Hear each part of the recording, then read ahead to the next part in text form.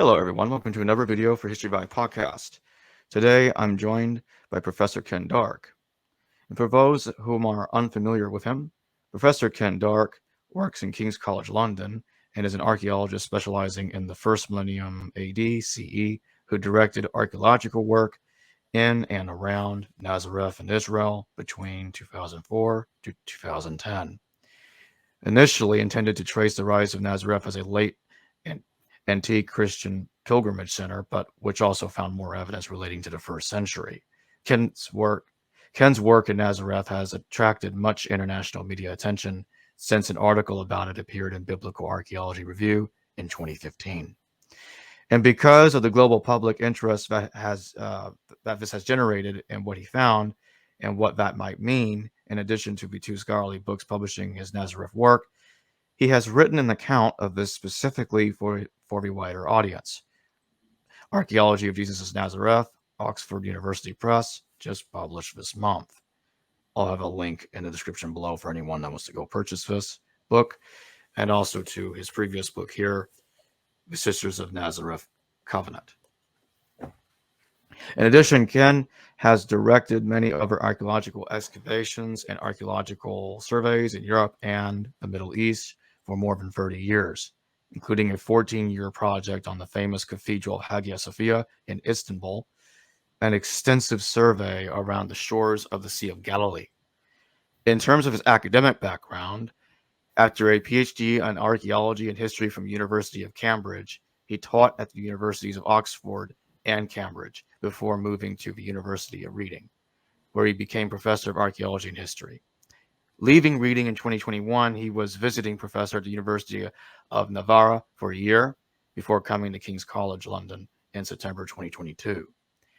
Ken has been awarded honorary professional titles from 4 universities, written over 100 academic publications, including 14 books, and has been elected a Fellow of the Society of Antiquaries of London, the Society of Antiquaries of Scotland, the Royal Historical Society and Royal Anthropological Institute, and a member of the Royal Institute of International Affairs, and the Royal Society of Antiquaries of Ireland. The only person ever elected to all of these prestigious learned societies. Well, welcome to History Valley Podcast, Professor Dark. Thank you very much. Thanks for having me. Of course. So you've obviously done a lot of work on Nazareth, and there are some people out there, and I'm sure you are aware of, that claim that Nazareth never existed, that there's no evidence for it. And I wanted to ask you, obviously, from the work you've done and the work of other archaeologists that they have done too, obviously it did exist. And my question to you is, was it sparsely populated or heavily populated in Jesus's time? And was it a significant place in his time or not? Well, these are good questions, and questions we don't know the answer to. What we can say that there was a settlement. There was certainly a settlement on the site that is presently occupied by the city of Nazareth. In the center of that city, we have a lot of evidence for 1st, 2nd, 3rd, 4th century Roman activity, Roman period activity. And that was a Jewish settlement, we can confidently say. And that settlement certainly really existed. Whether it was very large, whether it was very populous, is a much more difficult, are much more difficult things to say. The reason is that very few areas of the center of Nazareth have been excavated. We can't really survey in the center of Nazareth because it's covered with buildings. And so we have really no evidence at all of the extent of ancient Nazareth. It used to be thought that we could map it by mapping out, by creating a distribution map of the tombs around the center of Nazareth. Unfortunately, we have now evidence that tombs could be established very close to and also on previously occupied areas. So the little we know doesn't encourage us to have great confidence in that particular method of establishing how large Nazareth was. So the answer to how large Nazareth was in the first century, or for that matter later in the Roman period, is we don't know.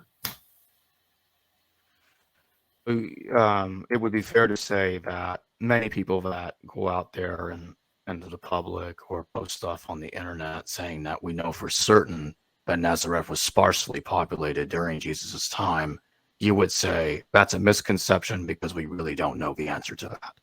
We really don't know the answer to that. Archaeology does not tell us the answer to that. Texts tell us virtually nothing about ancient Nazareth. If the Gospels really tell us little more than there was something that could be considered a synagogue in central Nazareth, if that. And so we are completely in the dark, as it were, in establishing how large Nazareth was, how populated it was. What we can do is to say something about what sort of settlement it was. There are strong indications that it was primarily agricultural. There are agricultural features associated with early Roman material there. And we can say that there were domestic buildings there. So it was a farming settlement, probably a farming village. It's very unlikely to have been larger than a large village. But again, we really don't know how large it was. And there is a hint, well, more than a hint, really, that there was another side to economic life in early Nazareth, and that was quarrying. The quarrying of stone is apparently especially evidenced in the Nazareth area. So around ancient Nazareth, you get more quarries of Roman date, of early Roman date, than you'd expect around a small village normally in the Galilee. So a quarrying settlement, an agricultural settlement, a domestic settlement. But more than that, apart from it being a Jewish settlement, we can't really say. Some point out that the Roman historian Pliny the Elder, appears to mention Nazareth. Would you concur with that? No, I wouldn't. Okay. I think there are no previous mentions of Nazareth to those in the Gospels. All the four Gospels mention Nazareth, but no one seems to before. In terms of the textual references to Nazareth, we find a very interesting pattern. And that is, though the Gospels mention Nazareth, in the subsequent 1,000 years after the period that the Gospels speak about, the early first century, in the next 1,000 years, Nazareth is mentioned very few times. In the 200 years that it was known, that we know it to be a Byzantine bishop's centre, an episcopal centre, it's only mentioned 3 times in 200 years. Now, this was a place where an important imperial official, the bishop, lived. It would have been a place where he had his cathedral. All Byzantine bishops had a big church as their cathedral, and yet it's almost unnoticed in our texts. And the same pattern occurs throughout the first millennium. So the argument that texts don't mention first century Nazareth, and therefore it either wasn't there or it wasn't very important, doesn't really wash, because texts don't mention Nazareth at all for example, 100 years between the late 5th and the late 6th century, when we know it was important to the Byzantines. After all, the Byzantine state was a Christian state with a state church, and one of its bishops of its state church was in Nazareth. So it's crazy to say, because Nazareth doesn't occur in texts in the early 1st century more than the Gospels, that it wasn't there or it wasn't very important. We just don't know. I mean, I'm not saying that Nazareth was important at that time. It probably was a fairly insignificant village, but we can't use that evidence to say that. How did Nazareth change over the several centuries after the 1st century? Well, the big change, of course, in Nazareth, evidenced by archaeology and in fact by texts, is the emergence of Nazareth as a Christian pilgrimage centre. And that seems to occur in the 4th century, as do many Christian pilgrimage centres emerge in the 4th century. Whether there was any Christian pilgrimage or religious attention to Nazareth before the 4th century is really, really difficult to tell. There might have been, but we really don't have the evidence to say. What we can say is from the 4th century onwards, Nazareth becomes an important centre for pilgrimage increasingly through the 5th and 6th centuries. And by the 6th and 7th century, there are two big churches, two very elaborate churches in the centre of Nazareth. The Church of the Annunciation, which is below it has been excavated below the present cathedral or basilica of the Annunciation. It's not technically a cathedral, but it's a cathedral-sized church. And the now lost Church of the Nutrition, which was on the site, well, I think it was on the site of the Sisters of Nazareth convent, just opposite, across the street from the Church of the Annunciation. And those two churches are mentioned in De Locis Sanctis, a Christian pilgrimage text of the late 7th century, but were almost certainly built in the 5th century, to judge from archaeology, where we have archaeological evidence for them from the Church of the Annunciation, and we have archaeological evidence for them from the convent of the Sisters of Nazareth. So we have those two churches transforming the character of central Nazareth in the very end of the Roman period and in the early Byzantine period. And as that 7th century text shows us, and as archaeology shows as well, those churches continued to be important in the 7th century after the Arab conquest of Nazareth, after Nazareth was under Muslim rule. I'd like to circle back to the 1st century for a moment. Nazareth in the 1st century CE, did it only have like a few small buildings there? Because is that true that there's not really much settlement? Well, in the 1st century, in the 1st century, we absolutely don't know that Nazareth had only a few small buildings, but what we can say is very few structures, certainly above ground structures, that were in first century Nazareth have yet been excavated.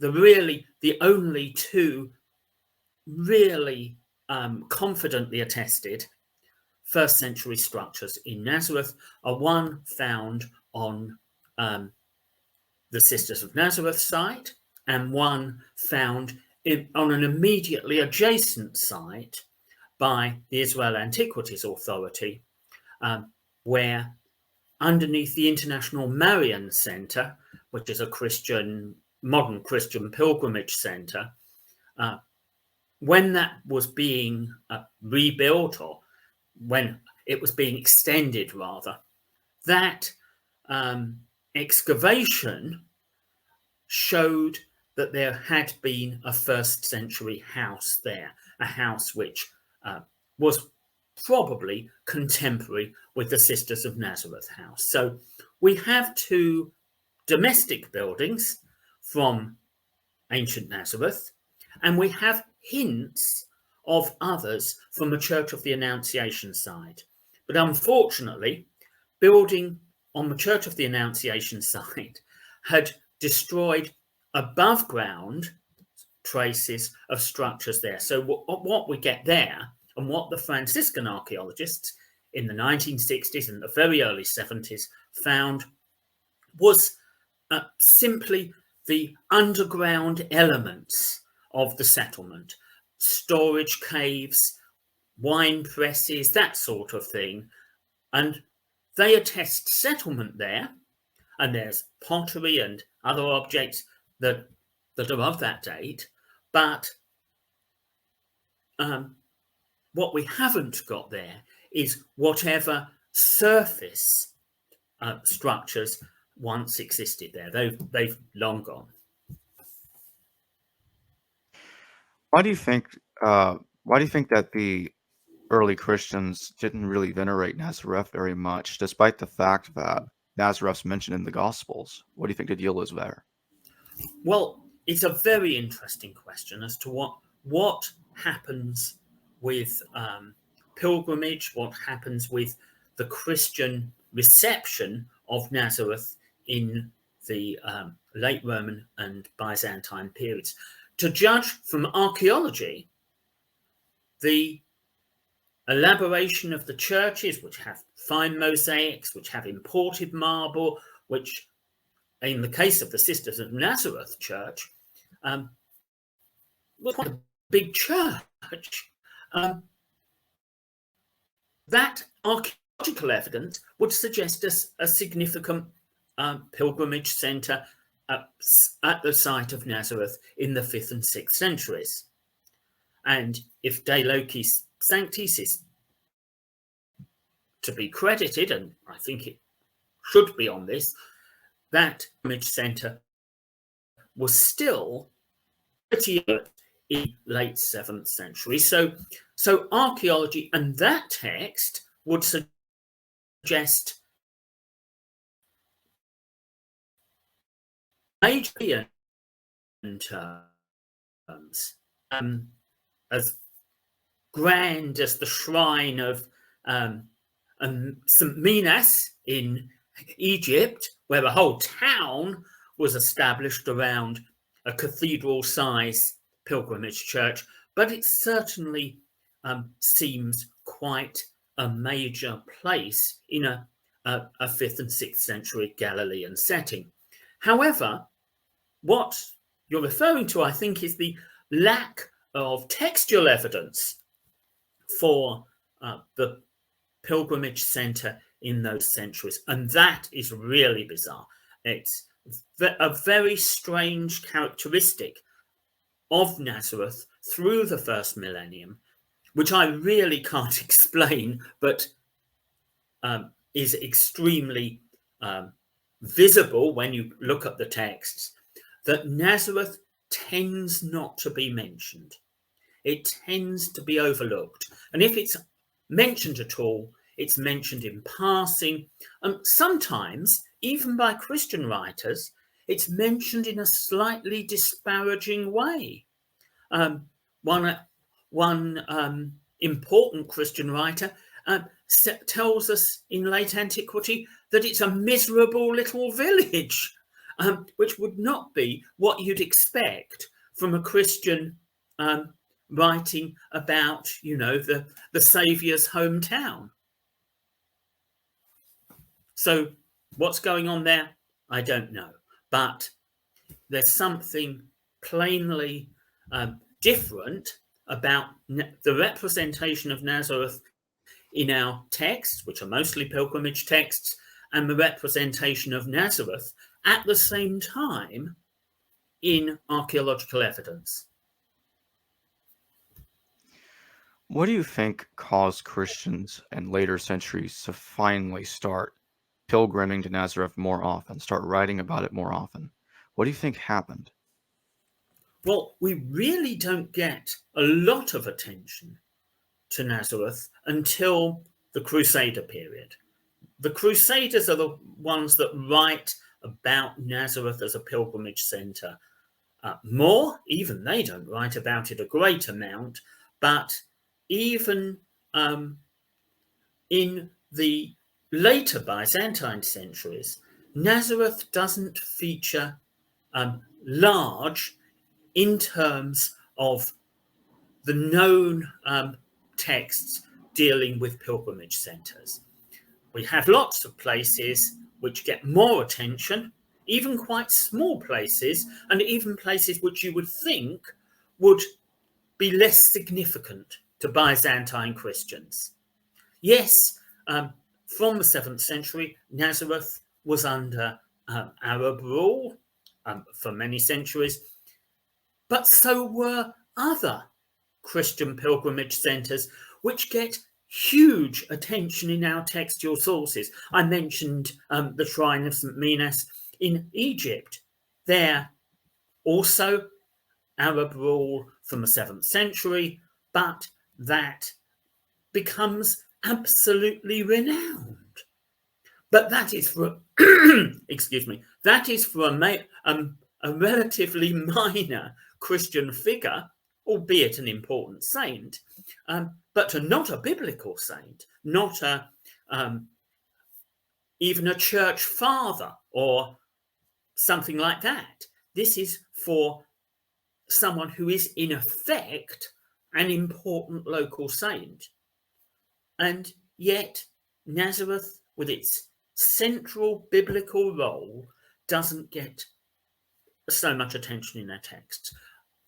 Why that should be so really is a puzzle. I think that's one of the greatest enigmas about the textual history of Nazareth. But it can be misleading when people focus just on the period of the Gospels and they say, oh, well, Nazareth gets mentioned only in the Christian Gospels, or Jesus gets mentioned only in the Christian Gospels. I would, as somebody who does provincial Roman archaeology, I would be thrilled if I had as much textual evidence for most provincial Roman craftsmen, and that is what he was perceived as at the time, as we have for Jesus. I mean, no one virtually in the Roman provinces of that status, of that role in society, gets that kind of attention.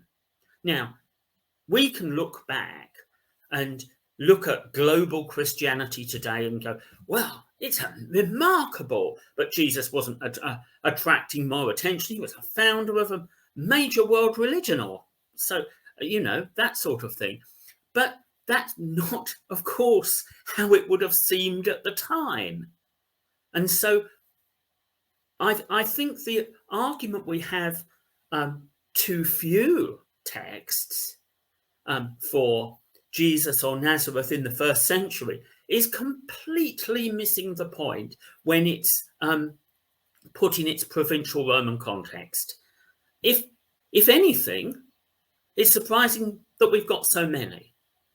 And that's, I guess, coming to it from the provincial Roman background, as it were, not the biblical studies background, that's something that strikes me very, very strongly about discussions of the textual sources. Before we close, could you tell the audience about your new book and what is different about it in comparison to this book? Your Okay, book here? I have a copy here. Yeah. And the Archaeology of Jesus Nazareth, I shall try to show it on the screen. Here we are. Is a distillation of material that was published in an academic way. In that book you held up, the Sisters of Nazareth convent book, and in my earlier book on the Archaeology of Nazareth, called Roman and Byzantine, Roman period and Byzantine Nazareth and its hinterland. So those two books were written for an academic audience, for an archaeological and historical audience primarily, and they are very technical books, written in a scholarly context. This new book tries to take that information and some new interpretations and present them to a wider audience that plainly is interested when you see the viewer figures, etc., for the various media presentations. I've been amazed at the extent of global media coverage of my work in Nazareth, and it's a sad aspect of that much of it has tended to slightly, or sometimes more than slightly, misrepresent what I found and what I think about it. And so I thought it was about time I wrote a version of that for the wider public, for people who are not archaeologists or not historians, to make them aware of this information, but also to explain how we know what we know about first century Nazareth and what we don't know, and what certainly I am not saying, as well as what I am saying, if that makes sense. It does. Thanks for joining me today, Professor Ken Dark. Thank you. Hello viewers, thanks for watching this video from the History Valley YouTube channel. Please don't forget to subscribe and hit the notification bell, and if any of you wish to further support this channel, please consider checking out this channel's Patreon page and becoming a patron, and or donate through PayPal or through Super Chat during a live stream. Thank you.